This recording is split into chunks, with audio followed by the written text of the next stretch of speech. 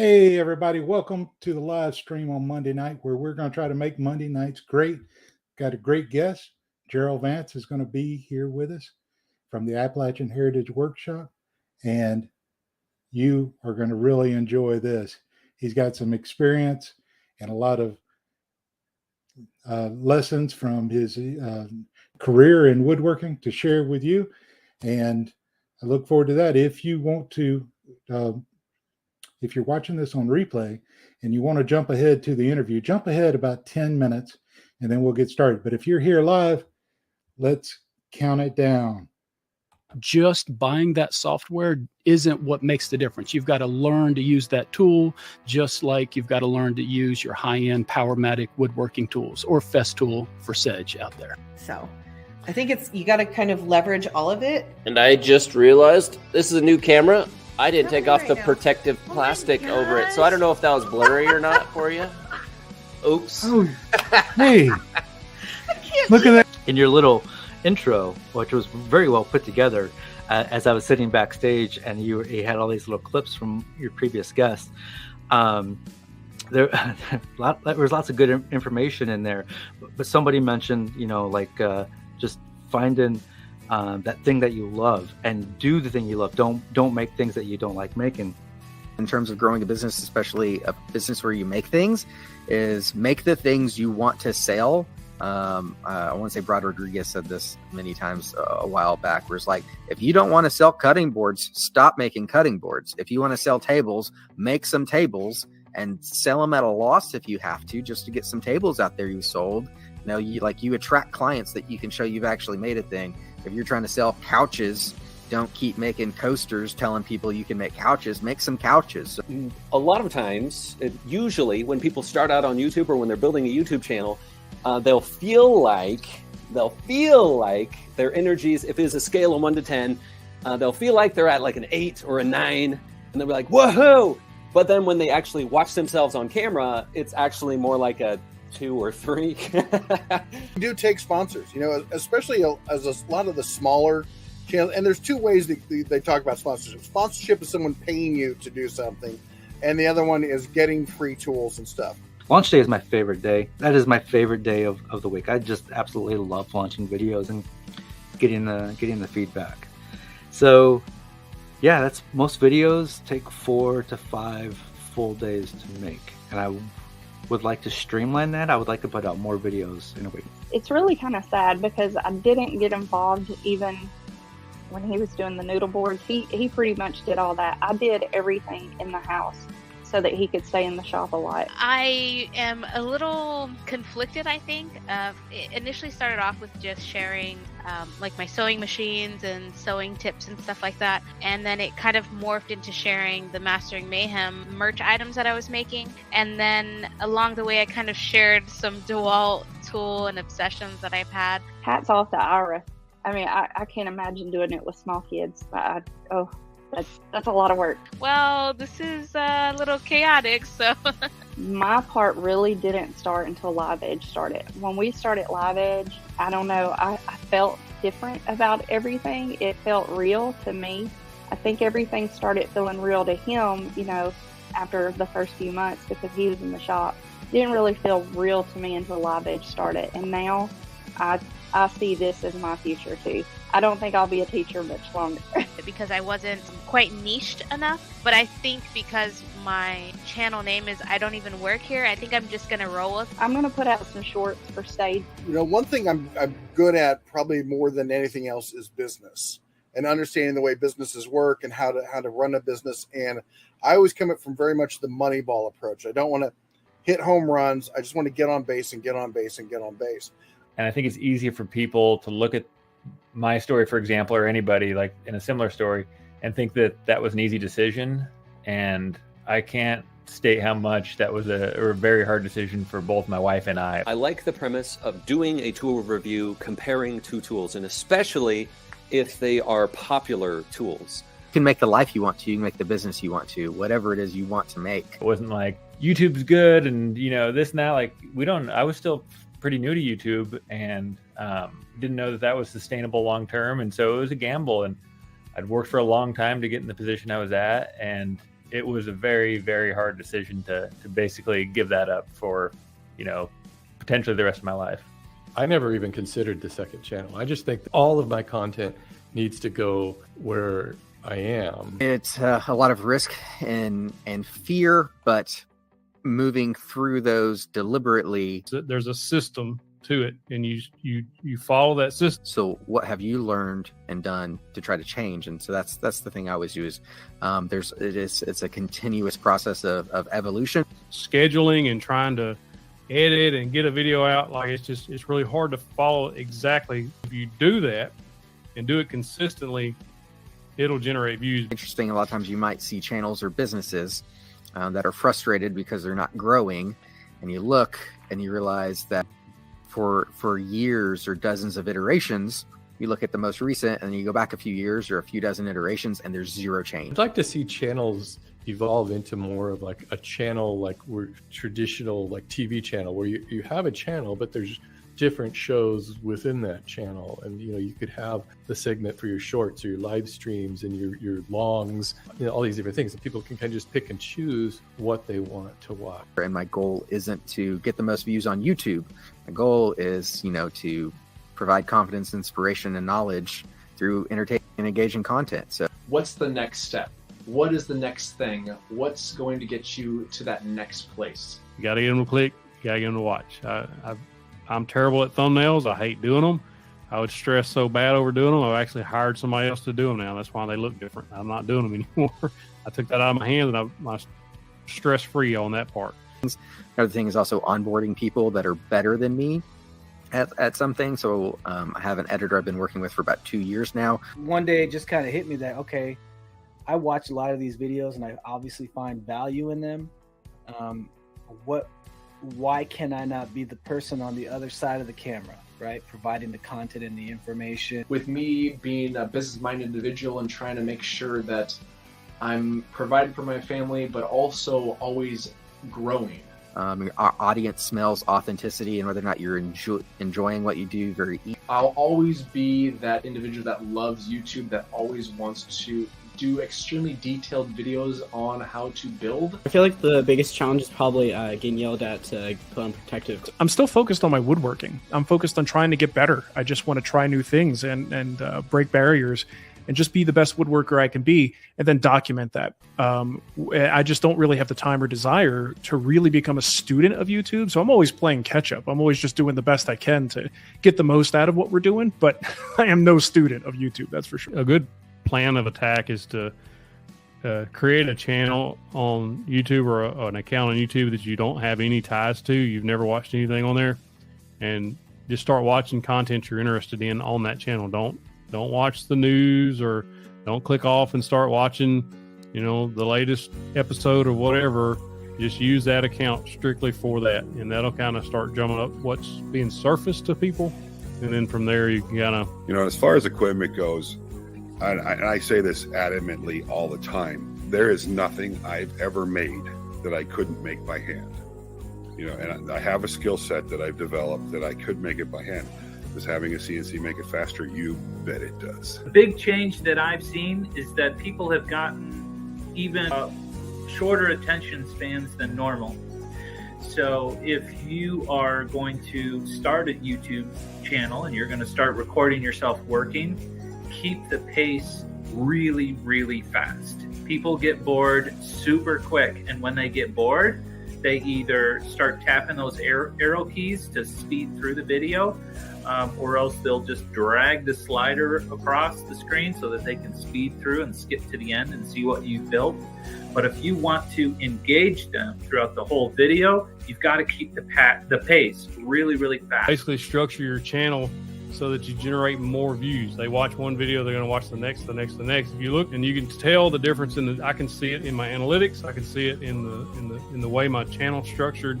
The first thing that I would recommend to anybody, and this of course applies to any niche that you're looking to start a channel for, is before you even take the first steps in terms of researching and all that, which we'll talk about in a second, I would have a really honest conversation with yourself about what you're looking to get out of the channel and what your expectations are. As a rule of thumb, post-production takes 6 times recorded footage length.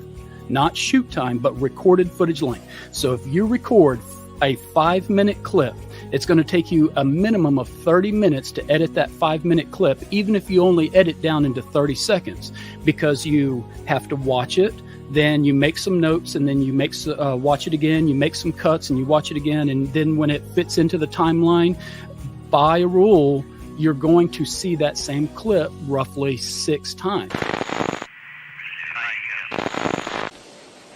T-minus 10, 9, 8, 7, 6, 5, 3, 2, 1, 0, and liftoff. Hey, everybody. Welcome to the live stream. I appreciate you being here tonight. We have got a great guest, and before we get started, let me just give you some quick reminders. First of all, we're always trying to make Monday nights great. If this is your first time watching with us, I hope you enjoy it. The first reminder, next reminder, is the chat is where it's at. Talk it up with each other. Ask questions of the guest. Tell me and the guest what interests you. Also, put an M at the beginning of your chat message if you want to share a milestone. If you hit a milestone in YouTube, or you made a woodworking project that you had never tried before, or you had a birth in the family, or you had a birthday. Yesterday was my birthday, and I'm going to ask you for a gift later on, so it won't cost you a dime. Start your chat messages with a Q if you have a question for our guest or for me, and that helps me identify them, set them to the side, and we try to get all your questions answered. So I want to bring on our guest, who is Jerill Vance from the Appalachian Heritage Woodshop. Jerill has got a formal education in woodworking, and he has his own show on a PBS channel related to woodworking. He's a teacher at heart. He wants to share his knowledge. Let's welcome Jerill Vance. Jerill, how are you? Thanks, RT. I appreciate that. Yes, sir. I appreciate having you on and making time. I just wanted to let the listeners know that if they've never been involved in a podcast, there is a tremendous amount of work that goes into it before it ever goes live. And I know RT puts a lot of effort into this. He reads a lot about the guests that he has on, and he brings a good show because he does a lot of homework before the on-air button ever gets pushed. Thanks, RT. Yes, I appreciate that. I appreciate the acknowledgement. You know, it's fun. I enjoy it, but there are hours that go into it before you see the show. I appreciate all our viewers, and I appreciate Jerill. We had a comment, Jerill, that I was hoping to start out with. So for people to start putting some answers in the chat, Jack from Everyman Build says, for those that have given up their day job, what milestone, meaning income percentage, stability, etc., did you need to hit before you made that jump?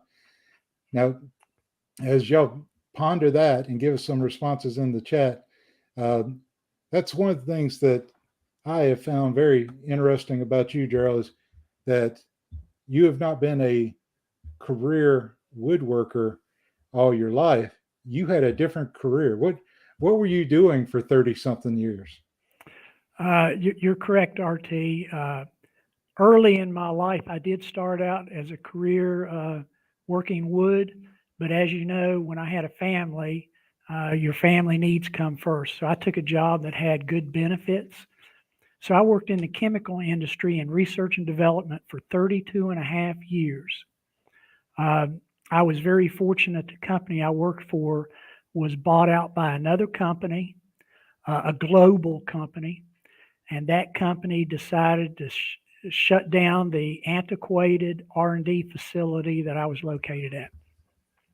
And because of contracts, licensing, and everything, they estimated it would take approximately 2 years to do that. So they approached several of the people that were close to retirement, and I was one of them. And they said, if we stuck around for the duration of their shutting down, we would get a very generous severance package. And I was one of the first ones stepped forward and raised my hand and said yes, because I was actually contemplating retirement and starting my woodworking career full time. And this just played into it beautifully. It is great whenever opportunity presents itself and allowing you to make that transition back, into a full-time woodworking career.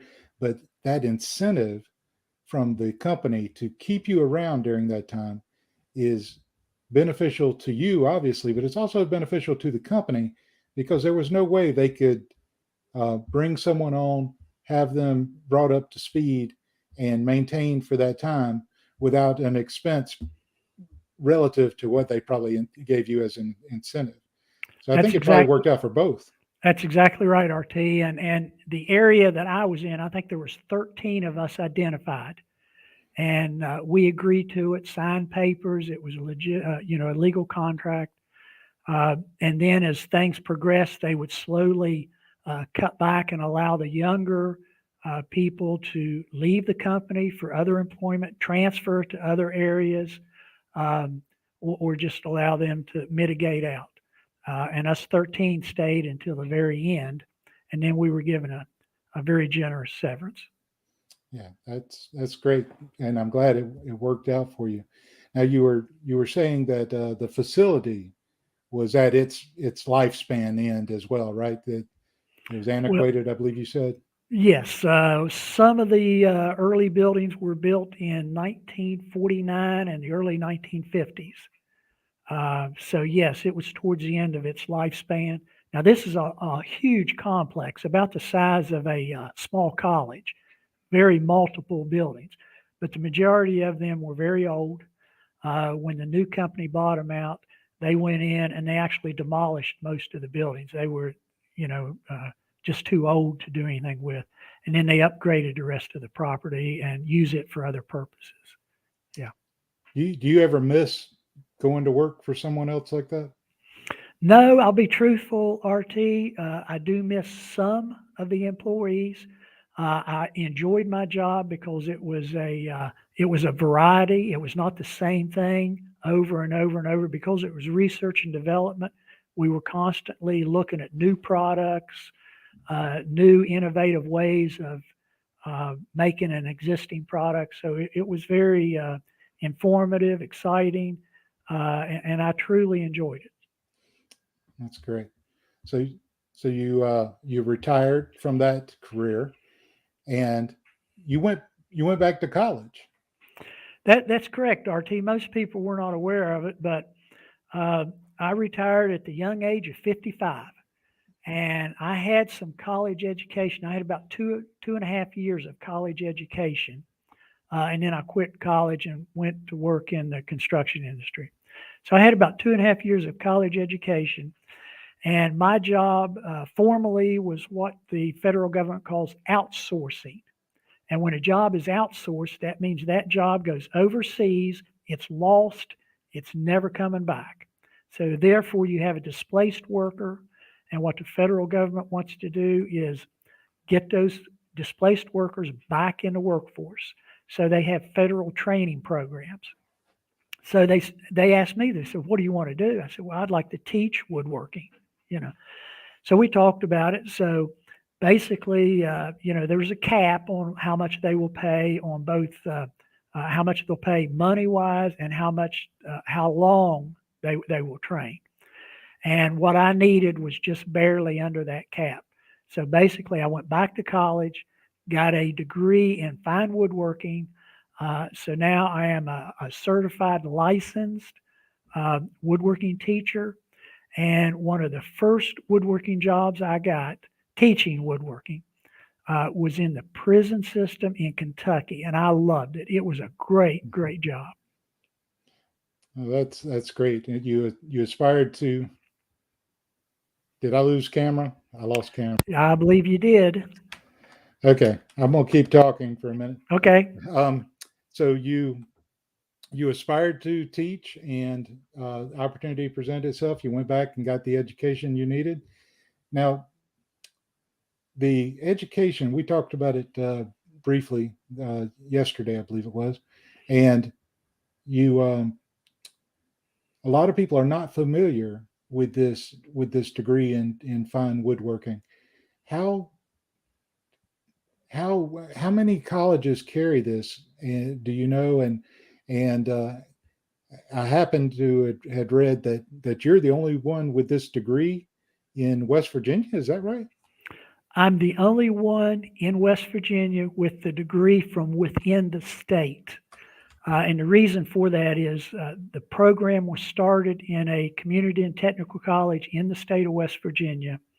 It was administered by a third party, a nonprofit entity. The third party nonprofit entity failed to pay taxes, and it took the IRS a few years to find out. And they found out after I had graduated. And they immediately basically turned the lights out, locked the door, and the facility sat like that for about a year, and then everything was liquidated. So that's the reason. There are a lot of schools across the country that offer this program. Some of them are very, very well known, and some of them are very small.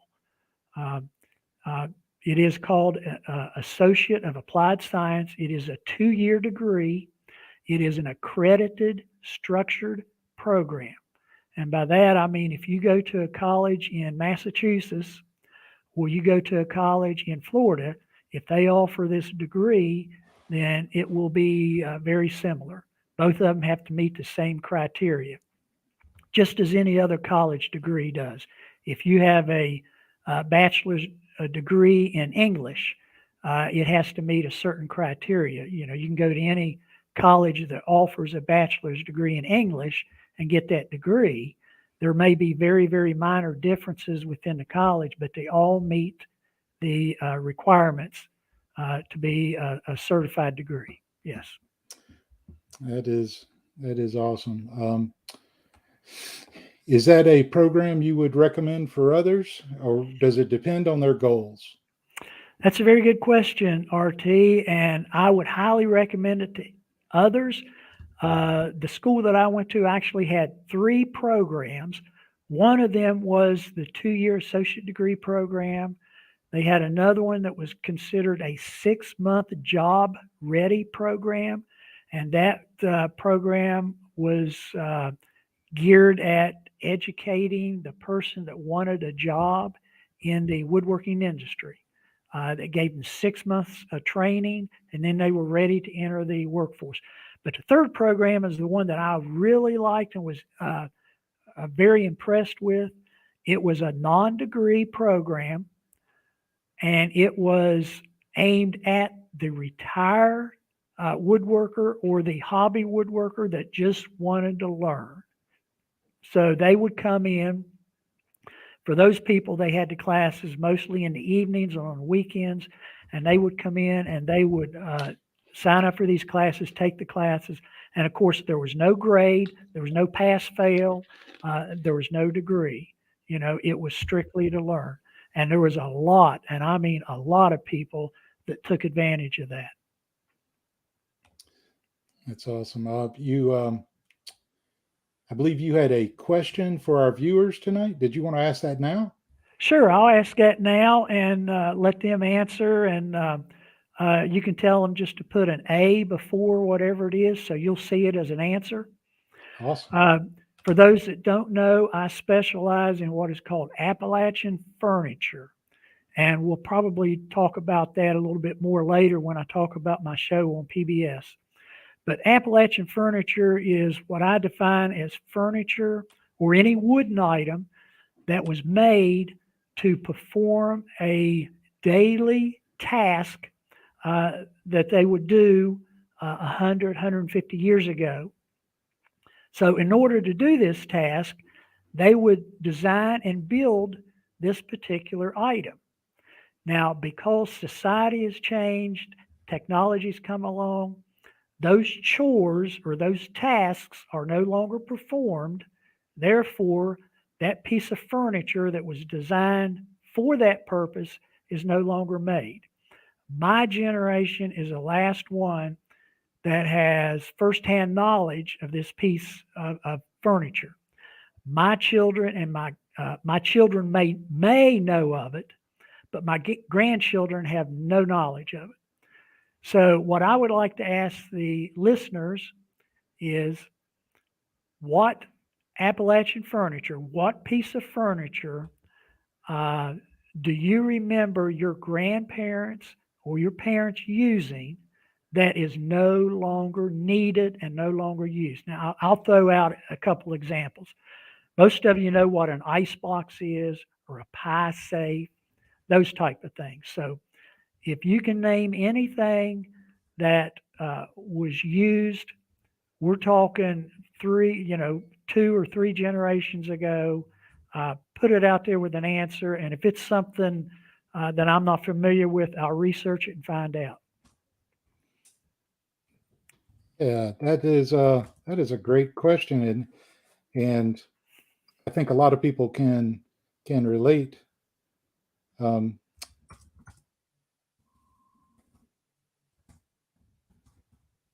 just going to make a little sign for us so okay, we can that'd be great. we can hang the question out there. So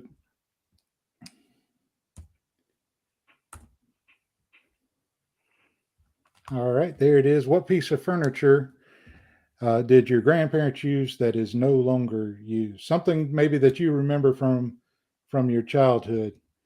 I know there's got to be some good answers out there, especially to some of our viewers that might be over 20. So yeah, exactly.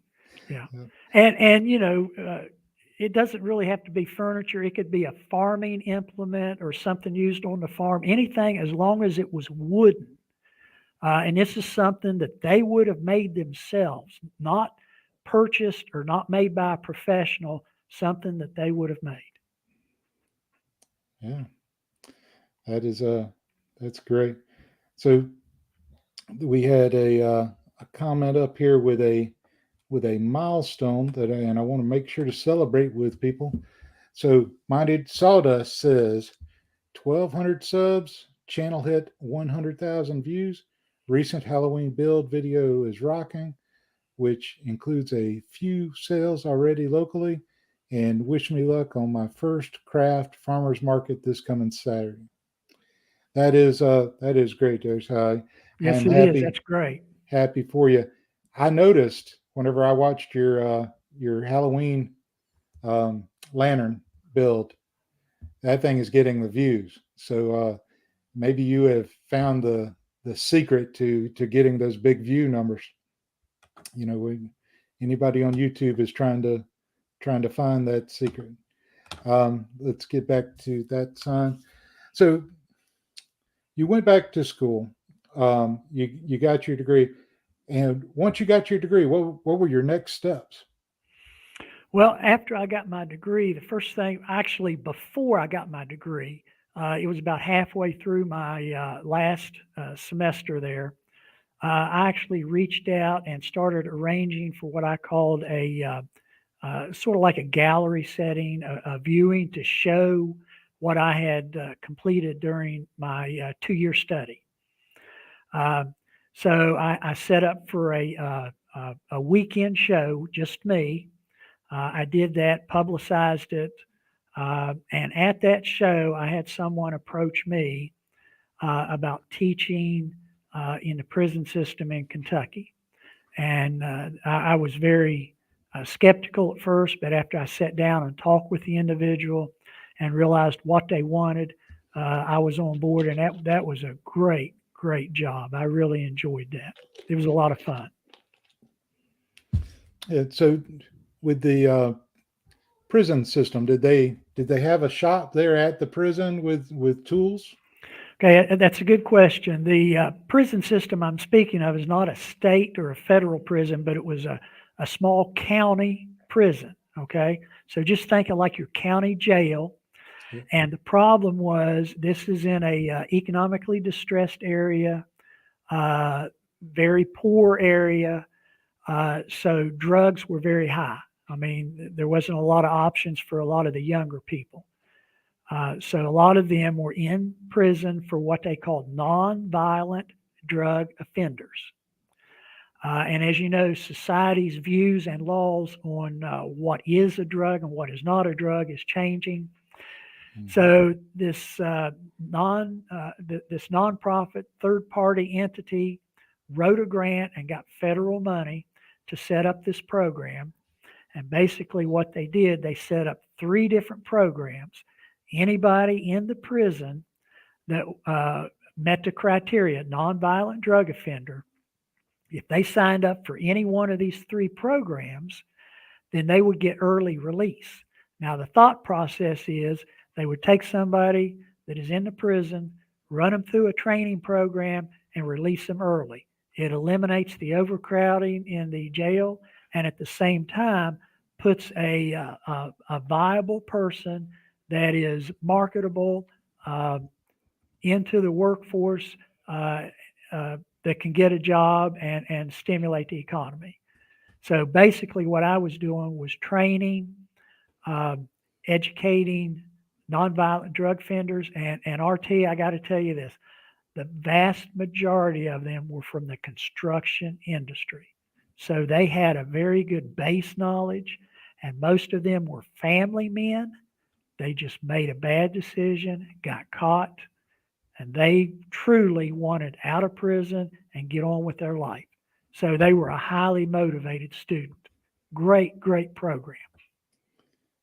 Yeah, it sounds like it. And so I think the lesson to our viewers is if you find this town in Kentucky and go there and do drugs, you get free tuition to a woodworking shop. Yeah. No, don't do that. So this is, I see somebody putting in there, I consider him my mentor, the Dutchman's Wood Shack. Oh, that's Jeff. Hey, Jeff. Yeah, Jeff and I communicate a lot over the phone. You know, I'm a little bit different than a lot of woodworkers, and I'm just telling the way I do it. I am not judging or degrading any other woodworkers. I don't put a high emphasis on my social media or anything like that. And I think, RT, you and I have talked about that quite a bit, you know. I have people drop by my shop probably almost once a week. I mean, I have them drop by very, very frequently. And they come in and I drop whatever I'm doing and I work with them. And there's times I will work 2 or 3 hours with somebody that just drops in. And most of them are woodworkers. Most of them are hobby woodworkers. And they come in with a problem. They wonder, how do I do this? Or I want to do this, you know. And I do that. So I spend a great deal of my time doing that. And I also have people that call me or connect with me on social media, and Jeff is one of them. Jeff and I talk quite a bit, and I try to help him out. Yeah. I believe Jeff is in the Chicago area, I believe. So he's a good distance from me. Gotcha. So, yeah, that's the sign of somebody that wants to teach and is service oriented, not just self oriented and money oriented. Whenever you will take the time out of your day to give somebody some of your knowledge, to have that knowledge transfer with no immediate benefit to you other than mentoring others is a sign of a service oriented individual. So I completely respect that. Woodworking for me is a passion and not an occupation. Yeah. So got a couple of answers here. So from 432 Woodworking, he says, I got nothing personally, but did once see a hutch of sorts for making bread. I think it was had built in a flower box. I researched it because almost snagged and repurposed it. That is called a dough box. And basically the way they used to make any bread, they would have to use yeast. So they would make the dough and then they'd have to let the yeast get active and the dough rise before they would bake with it. And they would have a dough box designated just for that. Most of them, and again, this is what I do on my show. Most of them were made as a box, but it had legs on it. And the reason it had legs was to elevate it up so the person working would not have to bend over. In other words, today we would call it economically or ergonomically accurate, you know. But back then they did it because they didn't want to have to bend over. So they basically built a box and put legs on it. So it stands almost waist high with a lid on it. And those are very, very common. Those are about 150 years old. And that's a perfect example. A lot of people have no idea what they are. They don't know how they were used, why they were used. And years ago, you would see them sitting in the corner of a kitchen. Yeah, very good example. 4321 Woodworking, thank you. Yeah. Good example. That's Chris over there. That's a good one, Chris. 413, we're getting all the numbers here. 413 Furniture Builds says, my grandmother had a wooden butter churn. Yeah, I'm currently doing season 3 of my show. In season 3, I am featuring a butter churn to show how they made butter. But then once they made the butter, they would take it to what's called a butter mold. And the butter mold is what I will actually be making in the shop. And those are very, very old. Those go way back to the 1700s. And they're very common. They were ornate, hand carving, but you would pack the butter in it, put it somewhere cold, and it would solidify. And then the mold, you'd press it out. And when you set it on the table, the top of the butter would be decorative. It would have a carving in it. So yeah, those are very good. That's another great example. Yeah, and I'll be covering that on season 3 next year. Yep.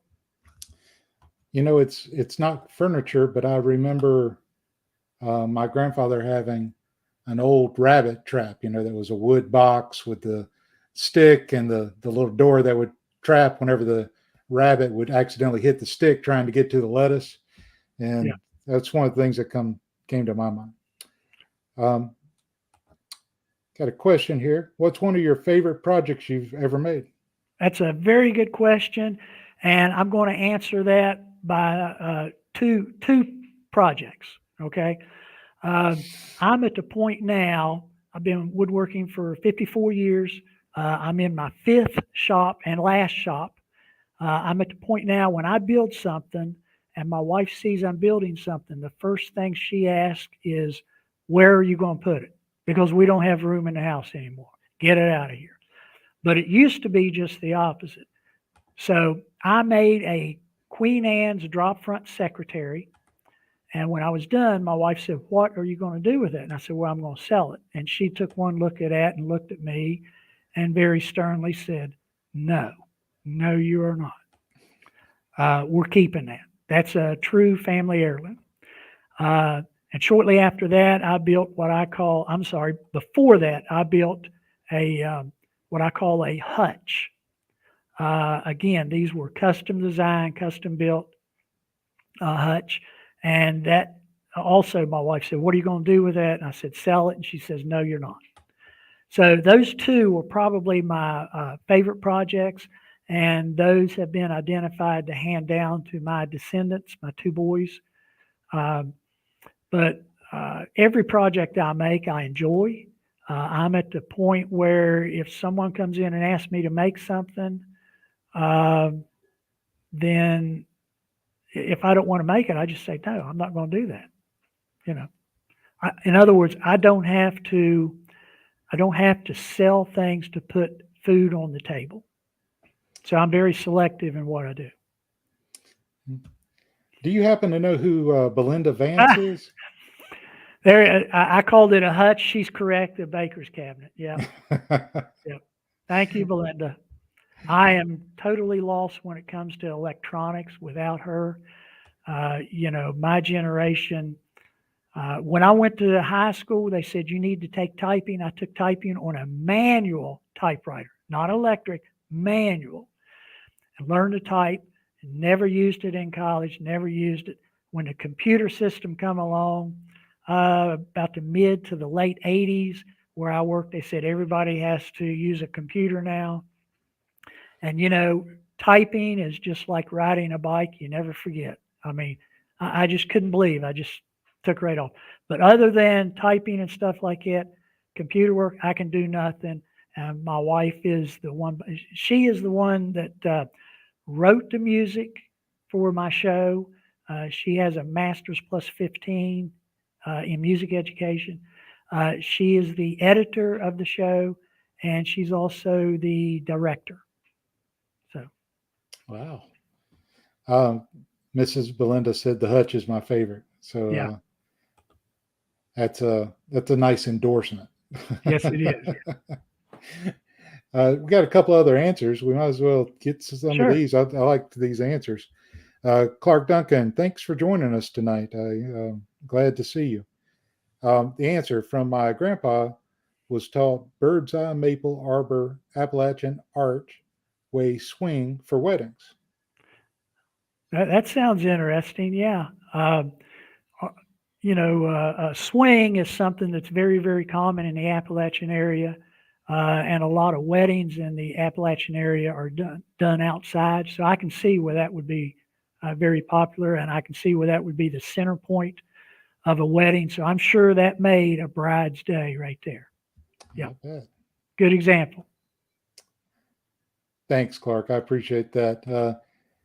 The Dad Cave says, Jared says, how about the slide out wood cutting board that looked like it had to be through 3 world wars? Now, I assume he's talking about the one that is built into the kitchen that you pull out. Yeah, that's what I pictured. Okay, if that's what it is, that's really fairly new. If most people knew what the forerunner is to the cutting board, they would be absolutely shocked. A true cutting board is about 1.5 to 2 foot thick, about 3 or 4 foot by 3 or 4 foot with the end grain up and 4 legs on it. Extremely heavy, and that would not be in the house. That would be in a separate outbuilding where they would prepare the meat to come into the house. And they would chop on it and cut on it and everything. And of course, that was before they were concerned about bacteria or anything like that, because they may clean their fish one day and the next day cut up the chicken, and the next day prepare some pork on it, So yeah, but I assume he's talking about one that is in a modern kitchen that you pull out. Yeah. If anybody watching this is enjoying this at all, please give us that like. I appreciate it. So we got the Dad Cave. Chris over at 4321 says, does an onion and potato storage box count as Appalachian woodworking piece? I want to make one for my kitchen. Okay, that's a very good question, and I'll answer that with yes. On season 2, one of the episodes I did was what I called a storage bin. And the one that I featured, now for those that aren't familiar with my show, what I do is I go find an authentic piece, usually at a small museum or living history place where it's on display, and I will go there and have people in period attire dress up and show how the piece was used. Then I will interview somebody about that piece. Then I come back to my shop, redesign it, and show how to build it. For the particular one that he was talking about, I found an old general store in a living history museum in Wayne County, West Virginia. It was called Heritage Farm Museum and Village. And they allowed me to come in there and video. And the bin that they had in the general store is where they stored the coffee beans. So at that time, someone would go to the general store, purchase the coffee beans, put it in a sack, take it back to their place, usually their farm, and then as they need it, they would take it out, grind it, and make their coffee. So I called it a storage bin, which was general purpose. It would also have been used for potatoes, onions, various things. And that's a good example. I featured that on season 2. Yes. Yeah. I actually took a woodworking class in college. Good. And that was one of our projects, was to make a potato and onion bin. So that was great. I really enjoyed all the equipment that they had there at the college, so much so that I also took a class on making stage art. Sure. So for plays and stuff, and Sets. we actually made the backgrounds and the moving floors, so you could change scenes. You'd roll out the entire floor. It was kind of neat.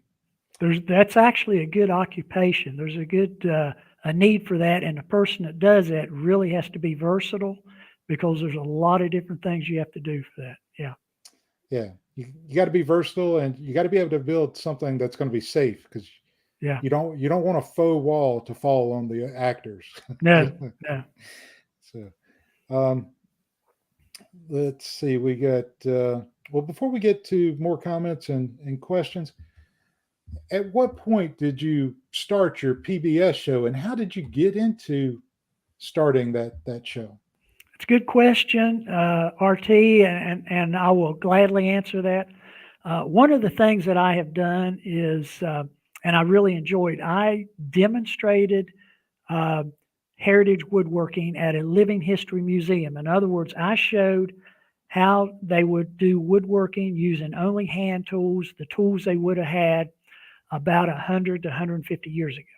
And I did that in what's called a living history museum, where people come through and you have a blacksmith, you have a woodworker, a broom maker, a tinsmith, so you have all of these craftspeople there making things. So I did that, and I really enjoy woodworking. I really enjoy what I call living history, where you travel and you see history, a normal everyday life as it was generations ago in different areas. And then I also like traveling. And if you put those 3 things together, then basically that equals my show, because I will travel to a historic place. I will feature a piece that is prominent and is authenticated to be a true antique. And then I come back to my shop, redesign it, and show how to build it. So the way I got into it was putting 3 of my likes together, went to the local PBS, pitched the idea to them, and they loved it. And they said, let's do a pilot season. I said, how many shows are in a pilot season? They said, as many as you want or as little as you want. A full season is 13 episodes. And they said, just do 1 or 2 shows. So I did 6 shows, put that out there. They liked it. The Nielsen ratings were good. So they said, do a season 2. So I did season 2. And then I'm working on season 3 now. So there is a tremendous amount of work that goes into it. I have made a few, not very many, but I have made a few YouTube videos. And again, I'm not degrading anybody or anything, but a 30-minute episode on a TV show is a little bit more involved than a YouTube video. I bet, Jerill. So how many people are involved in producing one episode of your show? I like to have a camera crew, camera operators, sound technician, and director. And then I am the producer. So I will write out what I call the script, and we will make it. Now, when we travel, we will also have someone that is willing to dress in the proper period attire and demonstrate how to use whatever piece I'm using. For example, someone mentioned earlier a butter churn. Well, in this upcoming episode, I had a lady from the Historical Society. She's wearing a proper attire, and she's sitting there showing how to use a butter churn. So, there is a tremendous amount of work and people involved. And a lot of people don't know it, but in order to be on PBS, you either have to be registered copyright or trademarked. And I am trademarked. It took me and a legal firm about 3.5 years to get trademarked. I think it was 5 appeals, but we finally got the process done, and I am trademarked. And the reason for that is PBS does not want to put something on the air, somebody else watch it, and then begin producing it and make money on it, capitalize on it. So the only way to protect that is either a registered copyright or trademark. Well, that's interesting. I hadn't thought about it. So what do you aspire to accomplish with your show? What's the goal of the show? The actual goal is to educate and inform my generation and your generation, inform them, educate them about the woodworking aspect of it, and the next generation to educate them about what the actual piece is, how it was used, and I even go into the social impact of it. You know, a good example is a bucket bench. You know, several generations ago, what we call running water was not available in a house. You know, they had to get water from outside the house, and they would retrieve it in buckets, and they had to have a place to set the bucket. So the bench is designed for that.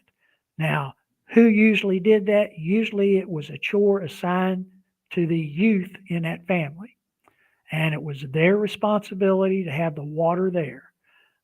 If the water wasn't available, then the parents would remind them that that is their responsibility, their job, they got to do it. So I go into the social impact as well as the design, how it was used, the why it was used, and then I redesign it and build it. Awesome. I want to let everybody know that tonight's episode of the live stream is brought to you by the letter S for share. If you would, yesterday was my birthday, so as a birthday present to me, would you share your favorite live stream from this channel on one social media this week? Thank you. RT, I can't see. How many viewers do we have? Right now we're showing 20. Oh, good. Yeah, we were at 25, but I understand it's the time of night. People have to get their kids to bed and that kind of thing, and we have people come and go. But so let's get to our next question. Chris says, "Oh, we've got that one." 4321 says, "Is there anywhere I can stream your show?" That's a good question. Very good question. I'm glad he asked that. My show is on West Virginia PBS only. I am the producer, so I am the owner. So after it airs on PBS, I put it on my YouTube channel. So you can go to my YouTube channel and see the small video trailers that we make for each episode, and you can watch the episode in full. And of course, that's without commercials. So just go to my YouTube channel, the Appalachian Heritage Woodshop, and you can see it. And if you want to subscribe, it would be appreciated, and then you'll be able to see any of the new shows as they come out. Yeah, that is great. Yeah, go check them out. I think you'll like it. Let's get to Clark. Clark Duncan says his answer is second was a train station, luggage and seating station. I've actually got a comment for that, Clark. I appreciate that, and I'll give you a little bit of history over the one that I looked at. Back during the Depression in the 1920s, Eleanor Roosevelt took on some projects, and as you know, Roosevelt was wanting to get people back to work, so he created the CCC, Conservation Corps. Well, one of the things that Eleanor Roosevelt would do is she would go way out in the country and establish a self-sufficient community. In other words, the federal government will go out in the middle of nowhere, purchase a huge piece of property, and then they would invite people to come in, give them the property, build a house, and they would make a product right there and sell it right there. In West Virginia, we have one, actually a couple, but we have one, and the federal government set up a woodworking shop there, and their intent was to make furniture and sell it across the whole country. And they had designs and everything, which they still have on file, but the furniture sales did not go as planned. However, the War Department came in, and that woodworking shop started making wooden airplane propellers, and they made them for a long, long time. So one of the things that they had there was what you were talking about, which is a portable device that you carry out, unfold, and you can put your luggage on it, open your luggage, and get your clothing out and close your luggage up. So yes, I'm familiar with that. And there is one here in West Virginia. The name of the community is called Arthurdale, Arthurdale, Arthurdale, West Virginia. And we also have a community called Eleanor, and that was named after Eleanor Roosevelt. That's another example. Great. The your website address and YouTube channel and everything is in the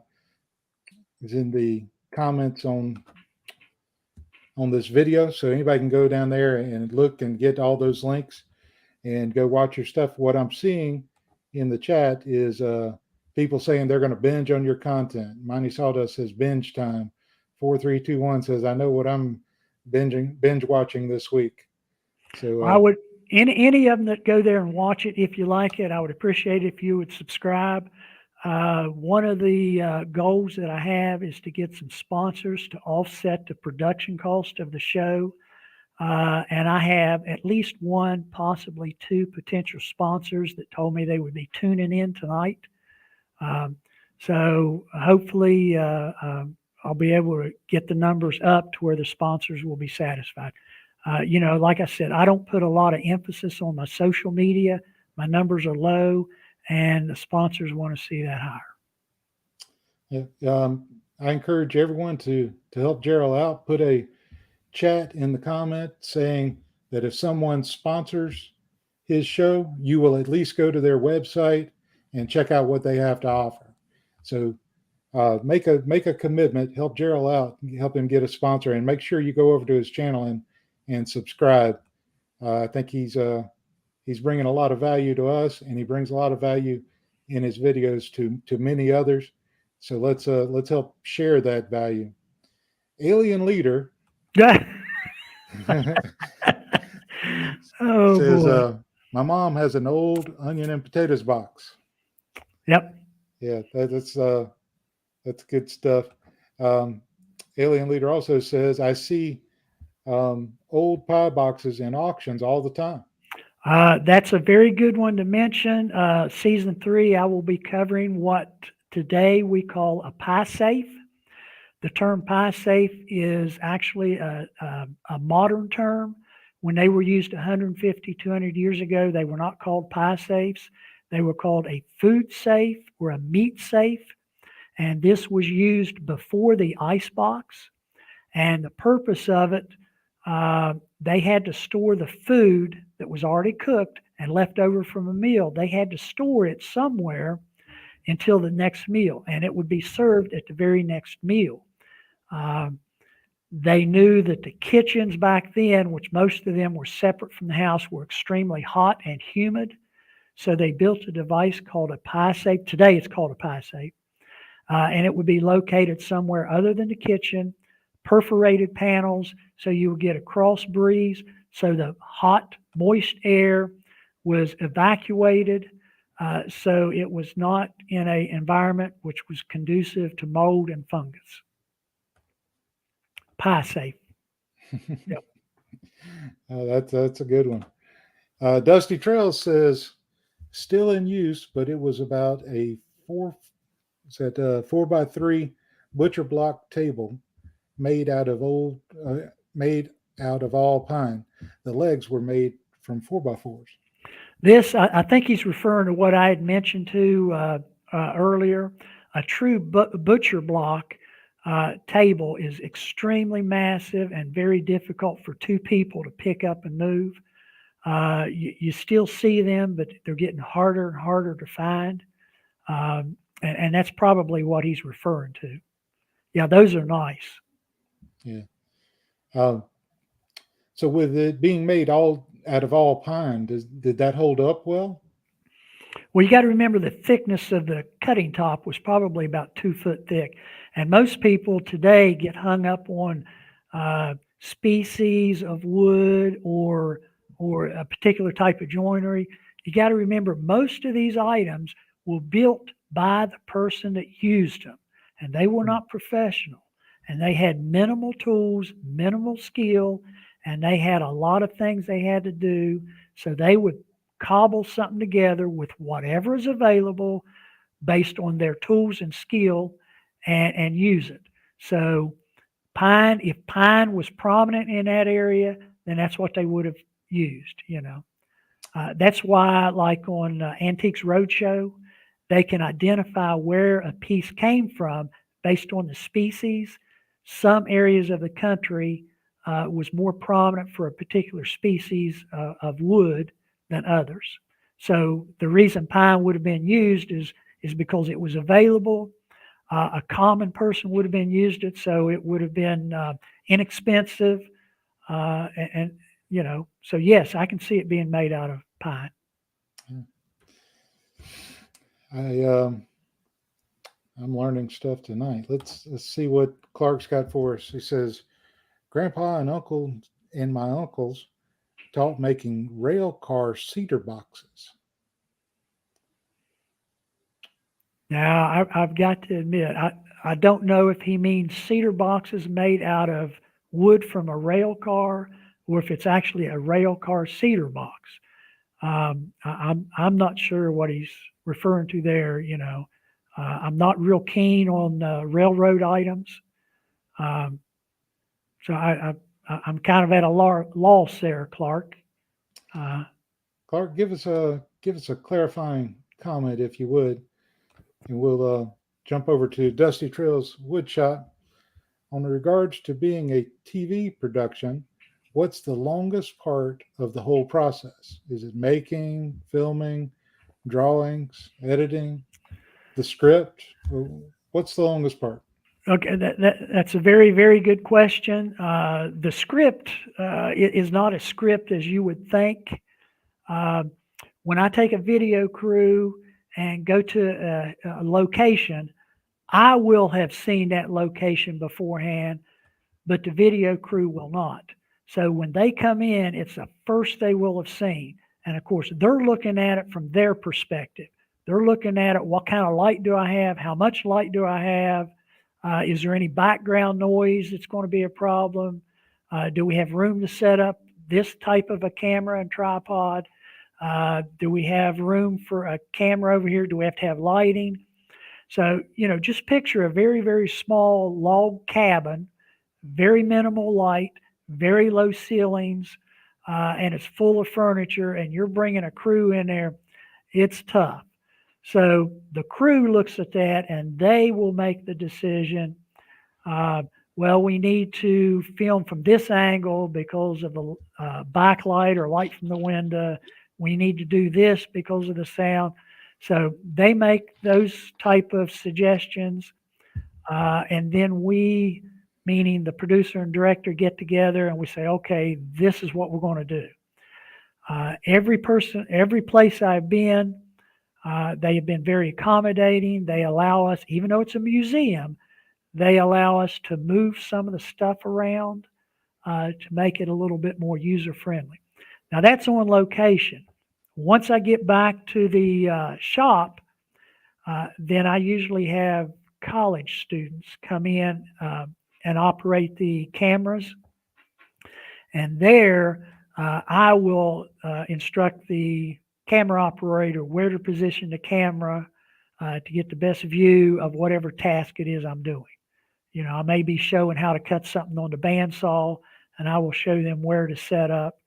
But again, I'm relying on them to get a good picture, get a good sound quality, and all of that, and then it's sent to the editor. And the editor, who is my wife, has a lot of work. She will wade through anywhere from 2 to 5 hours of video and edit that down to, correct me if I'm wrong, Belinda, 26 minutes and 42 seconds.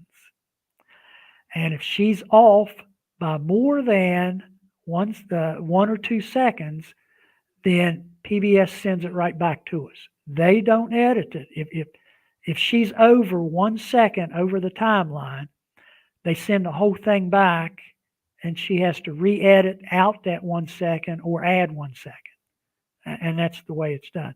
So her job is far more, 26 minutes and 44 seconds. Thank you, Belinda. Her job is far more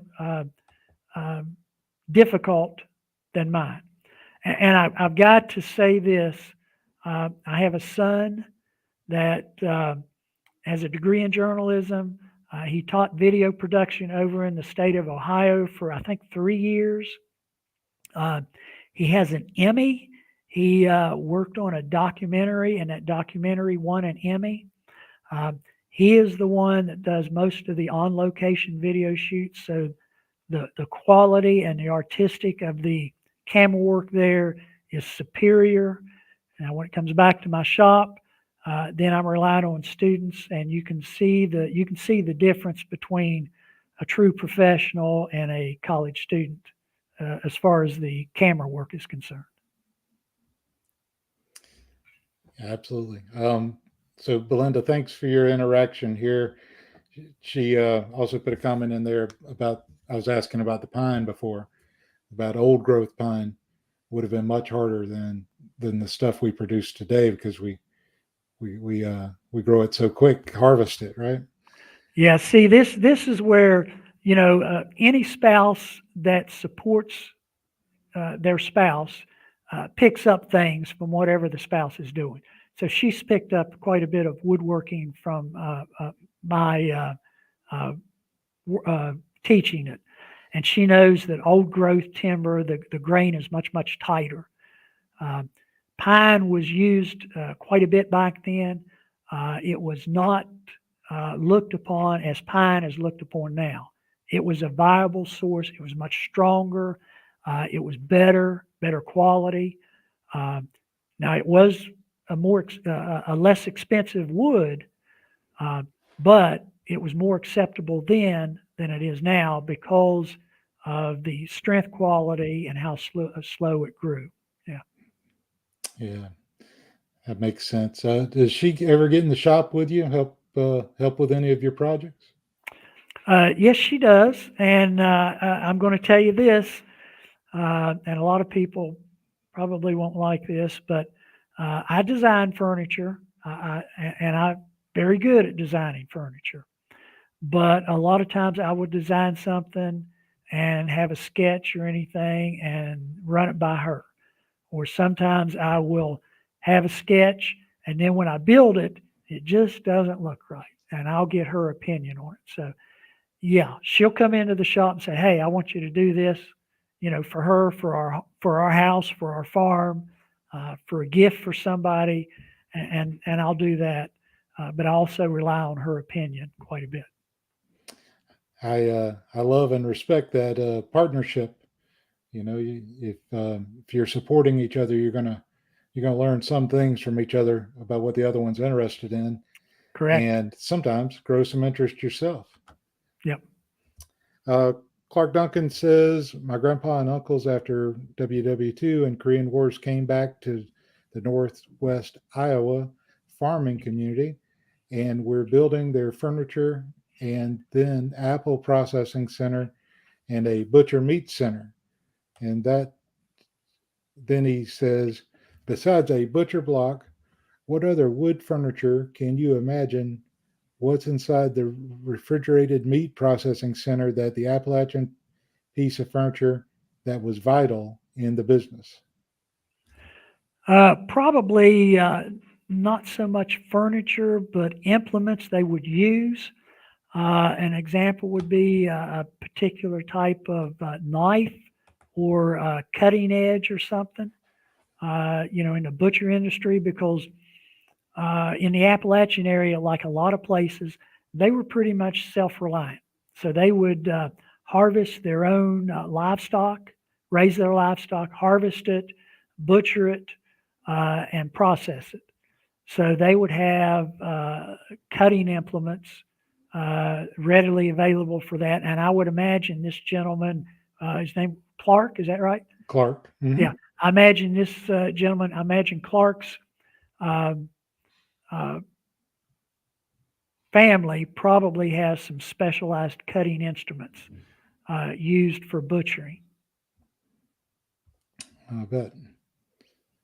Let's see. Got a question from 4321. Chris says, you mentioned your wife picked up woodworking info from your teaching. So what have you picked up from her music career or other hobbies? It's a very good question. Because of that, because of her, I actually ventured into a little bit of interest in old musical instruments. And in this area, the most common one is a dulcimer. You have a regular dulcimer, and then you have a hammer dulcimer, but you also have a lot of other wooden instruments that I enjoy looking at and viewing. And I actually got one, and Belinda, you'll have to correct me, I don't remember the name of it. I got it as a gift and took some lessons to learn how to play it. I don't remember now what it was called, but I would say, to answer your question, it would be old wooden musical instruments. Not just what they are, but the design of them, the number of strings, the sound of them. Each instrument would have its own unique sound. A bowed psaltery, that's it. A bowed psaltery. That's an instrument that migrated into this area from Europe. It's a very interesting. There, she just now popped it up. A bowed psaltery. That's a very interesting instrument. Yeah. And you were able to play it? Well, you or I would say yes. My wife, with her background and knowledge, she would laugh and say, he can't play, I can pluck out one or two songs on it, and that's about it. But my wife has a true talent. I mean, she taught, she was a band director for many years. She not only had to learn to play every instrument, but to how to maintain it. So she can look at any instrument, having never seen it before, pick it up and play it. And I've seen her do that when we go to some craft festivals where they would have something that she's never seen, pick it up and play it. And I'm just amazed. So yeah, very talented. I remember you talking about band instructor, and whenever I was in middle school, a lot of the band students were brand new at it, and they had the room right next to the wood shop. And I remember our wood shop teacher would walk into the classroom portion of the shop, and on his way he would turn on the table saw, or actually the radial, the arm saw, mm-hmm. and just to drown out the noise that they were making during the first semester. They improved a lot by the second semester. I give them credit. Yeah. 4321 says those instruments are really cool looking. Yeah, that's neat. So you got your PBS program going. What's on the slate now? What else are you working on? Well, right now things are a little slow right now for two reasons. One, lack of sponsorship, and two, we're dealing with some family medical issues that taken up a little bit of my time. So that's kind of slowed things down. But the goal is to complete season 3 and possibly get it to air on other PBSs outside of West Virginia. And there's a process for that, and that process takes a tremendous amount of time. It's about a 6, 7, 8 month time frame, and it takes money. It takes money for that. But that's my long range goal. And if I get enough sponsorship, hopefully that will go. And my wife just mentioned CNC router engraver. I have 2 sons. One is in journalism. The other has a college degree in CNC technology. And he's a full-time machinist. And he is in the process of building me a CNC machine. Now, when I say building, a lot of people will buy components from a company and assemble. Right. This is not an assembly process. This is him making parts and building it. And this is going to be 4.5 feet wide, 9.5 feet long. Wow. It will have a water-cooled spindle, CNC spindle on one side, a laser engraver on the other, and later on the option will be to take those heads off and put a plasma cutting head on. So that will be pretty neat. What's your favorite tools to work with right now? I'm the type of guy to where I really like variety. I hate doing the same thing over and over and over. But as you know, RT, sometimes you go in the shop and you may spend a tremendous amount of time at the table saw. And then you will move on to another machine. So I like all of my machines. I just don't like being at the same machine hour after hour, day after day, week after week. For those that are listening, I will say, I mentioned earlier, this is my 5th shop. It's my last shop. It is 28 feet wide, 56 feet long, heated and air conditioned, complete dust control system, and just about every type of machine you can think of, I've got in there. So, a couple of table saws, band saws, shapers, molders, mortising machines. I've got them all, and I just love spending my time there. And with the projects that you make, what's your favorite finish to apply? That's a great question. First off, if it's a item that I'm making for a customer, I have to sit down and discuss with the customer the finish, and the customer and I will come to an agreement. I believe the finish should be determined before you even begin the project, and we will agree on a finish. If it's for me, it depends on how the item will be used. But one of my favorite types of finishes is what I call a hybrid finish. And a lot of people will say, you cannot do that, you cannot do that. And I've been doing it for many years. You take an oil-based finish and apply it onto the wood, and that enhances the grain. That soaks into the grain, enhances the grain.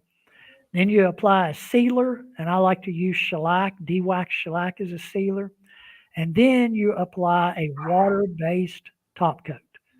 So people say you can't use an oil and a water in the same system. There are ways of doing it, and that's called a hybrid finish, and that's one of my favorites. Yeah, there's a lot of things, it seems, in the woodworking world where they have these hard and fast rules, but there's always an exception, right? I mean, you just got to know how to do it, how to get around it. It's like people say you can't cut a curved line with a table saw. Well, it's according to what kind of risk you're willing to accept, right? Yeah. There are some things that are rules, and they're there for a reason, whether it be safety or quality or something like that.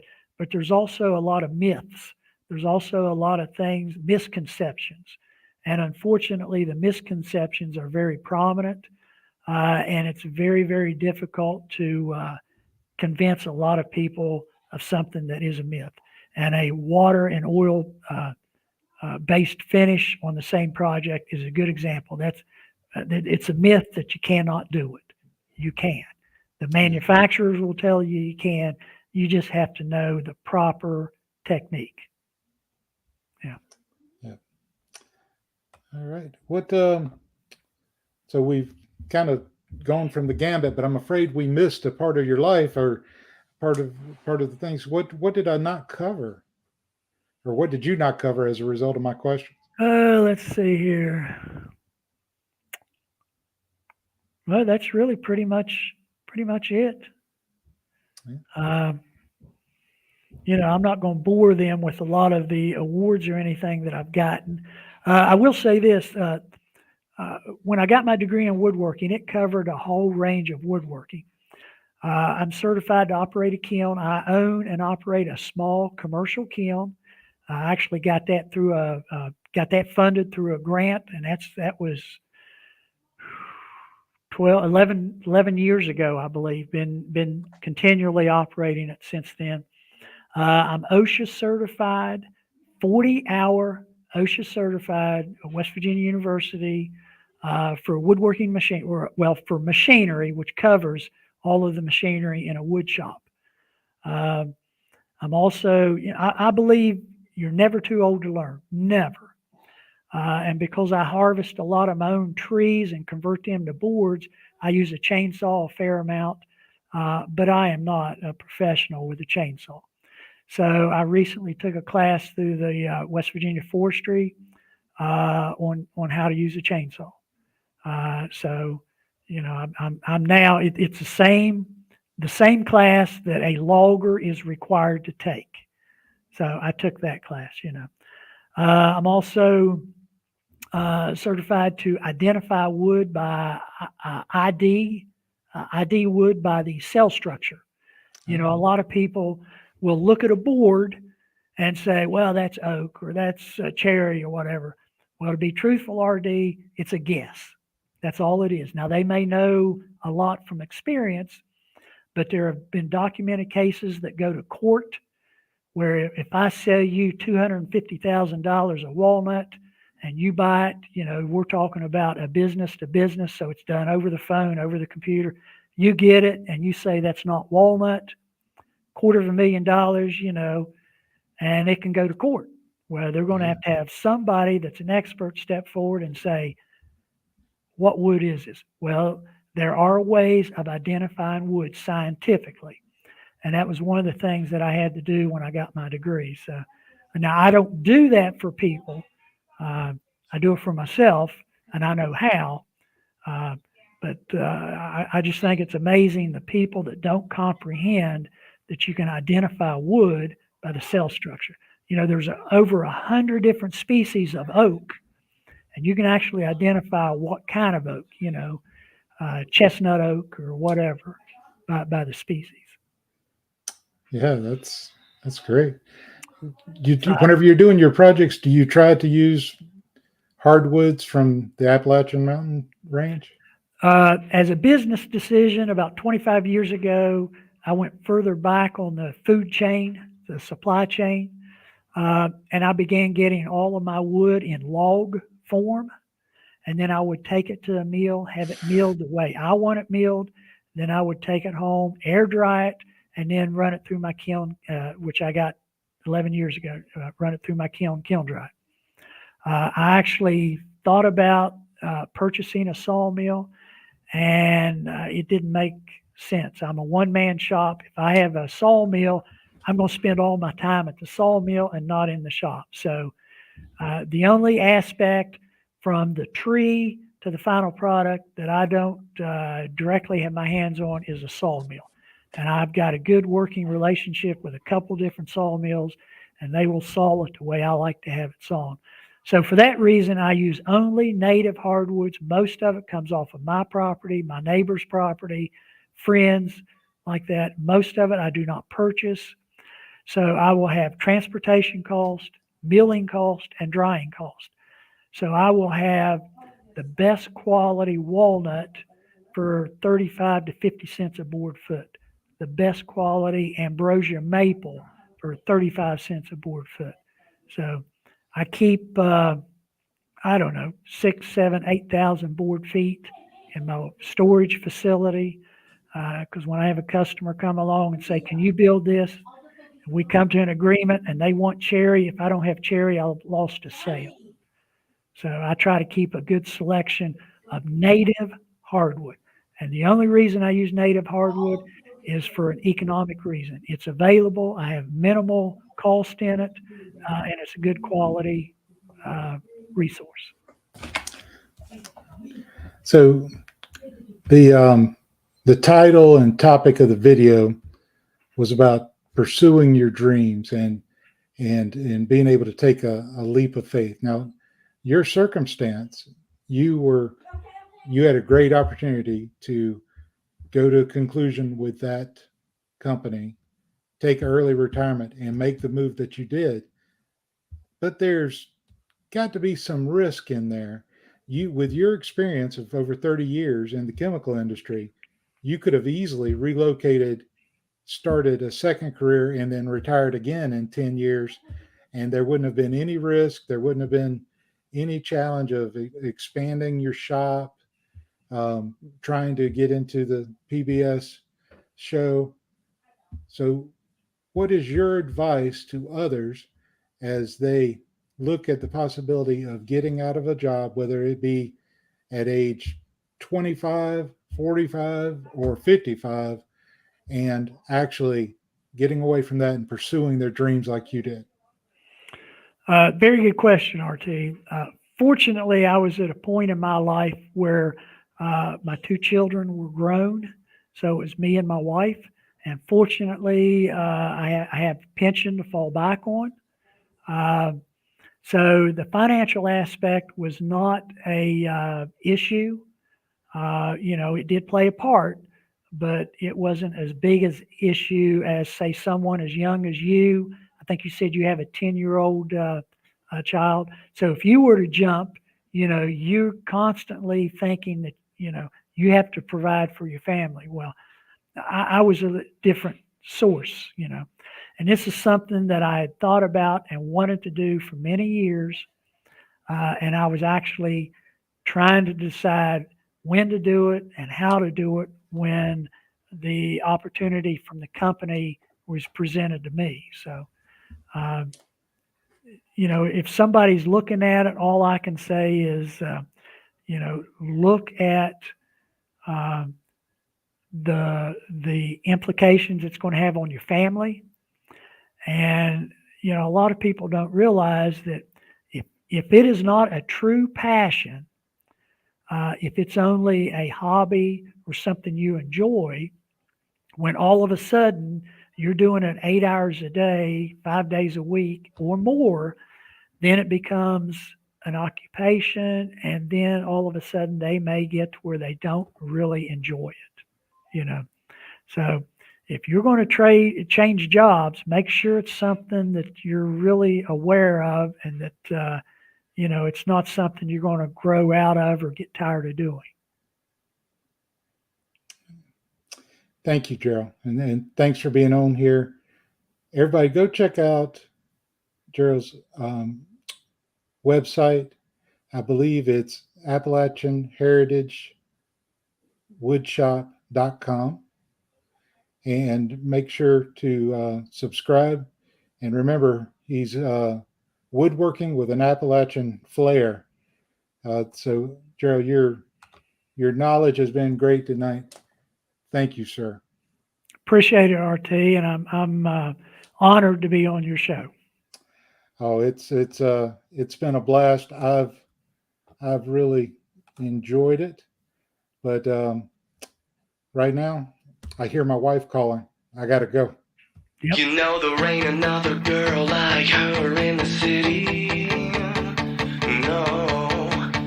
No, she looks so good, but she ain't so pretty.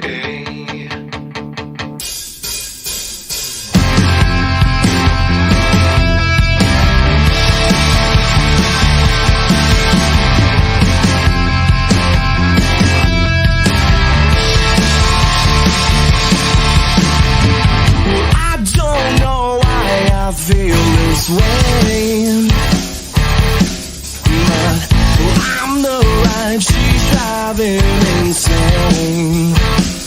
Don't you know you oughta pump the brakes? I can't tell you why don't you let it go. I'm the line and if finally I'ma let you know you're somewhere in between my legs. Hey, you know there ain't another girl like her in the city.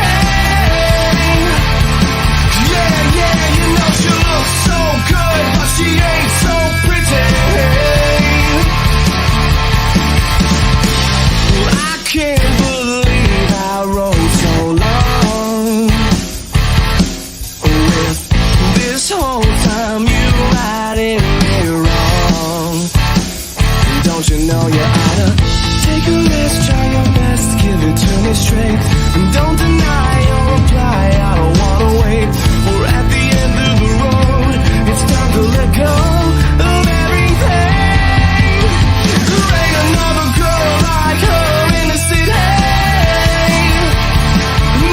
No, you know she looks so good, but she ain't so pretty. So leave me alone before I end it up here. Wonderful, another reason to be had. One night for a while.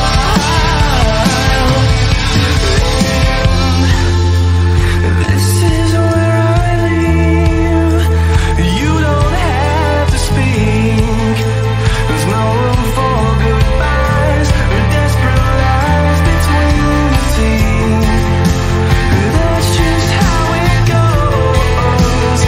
Everybody knows there's no room for your games. And all remains, there ain't another girl like her in the city. Yeah, no, you know she looks so good, but she ain't so pretty. So leave me alone before I end it up here. On the phone with another reason to be had. One night for a while. There ain't another girl, ain't another girl, ain't another girl. There ain't another girl, ain't another girl, ain't another girl.